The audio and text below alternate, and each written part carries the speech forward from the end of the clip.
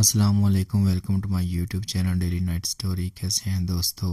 امید کرتے ہیں آپ سب لوگ خیریت سے ہوں گے۔ اگر آپ کو جنات، روحانیات اور سبق آموز کہانیاں پسند ہیں تو ابھی چینل کو سبسکرائب کریں اور بیل آئیکن ضرور دبا دیں۔ آج ہم آپ کے لیے لائے ہیں ایک ایسی کہانی جو سننے کے بعد آپ کے دل کو ہلا کر رکھ دے گی۔ موچی اور پہاڑ پر ملی عیاش لڑکی، ایک کہانی جو بظاہر عام سی لگتی ہے مگر اس کے اندر چھپی حقیقت انسان کی آنکھیں کھول دینے والی ہے۔ کہانی شروع ہوتی ہے۔ گلزار خان ایک عام سا موچی تھا، پشاوری جوتے بنانے میں ماہر، مگر زندگی میں سادگی اور فقر اس کا شعار تھا۔ وہ ایک چھوٹے سے گاؤں میں رہتا جہاں روز جوتے گانٹتا اور اسی سے اپنا پیٹ پالتا، مگر اس کا دل بڑا تھا۔ وہ نہایت عبادت گزار، نرم دل اور صاف گو انسان تھا۔ ایک دن جب وہ معمول کے مطابق پہاڑی راستے سے لکڑیاں چننے جا رہا تھا، اسے ایک جوان لڑکی بے ہوشی کی حالت میں ایک چٹان کے قریب ملی۔ وہ خوبصورت تھی، لباس قیمتی، مگر انداز ایسا جیسے کسی نواب کی بیٹی ہو۔ موچی نے فوراً اسے پانی پلایا، سایہ دیا اور ہوش میں آنے پر پوچھا، بی بی تم کون ہو؟ یہاں کیسے آئی ہو؟ لڑکی نے نام آنکھوں سے کہا، میرا نام نائلہ ہے۔ میں پہاڑی سیر کو نکلی تھی مگر میرا قافلہ مجھے چھوڑ گیا۔ مگر یہ تو صرف کہانی کی ابتدا تھی۔ عیاشی کا راز نائلہ دن بدن موچی کے ساتھ رہنے لگی۔ اس نے گلزار خان کے سادہ گھر کو رنگین کر دیا۔ کبھی اس کے لیے قورمہ پکتا، کبھی چوڑی دار پاجامہ سلتا، مگر رفتہ رفتہ موچی نے محسوس کیا کہ نائلہ دن میں سوتی ہے اور رات کو چھپ چھپ کر پہاڑ پر جاتی ہے۔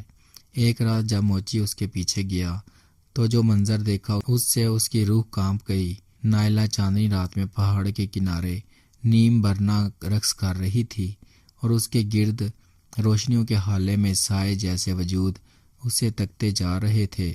ان میں سے ایک سایہ جس کی آنکھیں لال تھیں اس کے جسم پر ہاتھ پھیر رہا تھا اور نائلہ ہنس رہی تھی۔ موچی کے پاؤں تلے زمین نکل گئی۔ اگلی صبح نائلہ نے خود گلزار سے کہا، میں انسان نہیں جنزادی ہوں اور میری عیاشی کا مرکز یہ پہاڑ ہے۔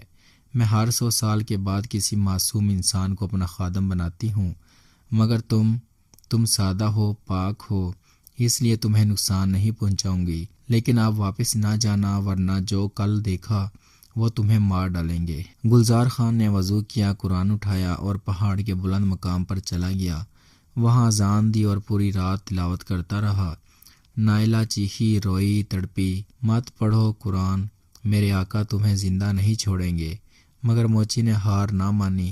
فجر کے وقت ایک زوردار چیخ کے ساتھ نائلہ کا وجود جل کر راکھ بن گیا۔ پہاڑ پر ایک زلزلہ سا آیا اور سب کچھ ختم ہو گیا۔ آج بھی پہاڑی پر ایک کالی چٹان ہے جہاں کبھی نائلہ رقص کرتی تھی۔ گلزار خان نے وہ مقام چھوڑ دیا اور زندگی بھر جنگل میں عبادت کرتا رہا۔ لوگ کہتے ہیں سچائی، تقوی اور قرآن کی طاقت ہر عیاشی، ہر گناہ اور ہر شیطانی وجود پر بھاری ہوتی ہے۔ اگر آپ کو یہ کہانی پسند آئی ہو تو اسے لائک اور شیئر ضرور کریں اور کمنٹس میں لکھیں ہمیشہ سچائی کا ساتھ دو۔ مزید ایسی عبرتناک اور روحانی کہانیوں کے لیے ڈیلی نائٹ سٹوری کو سبسکرائب کرنا نہ بھولیں۔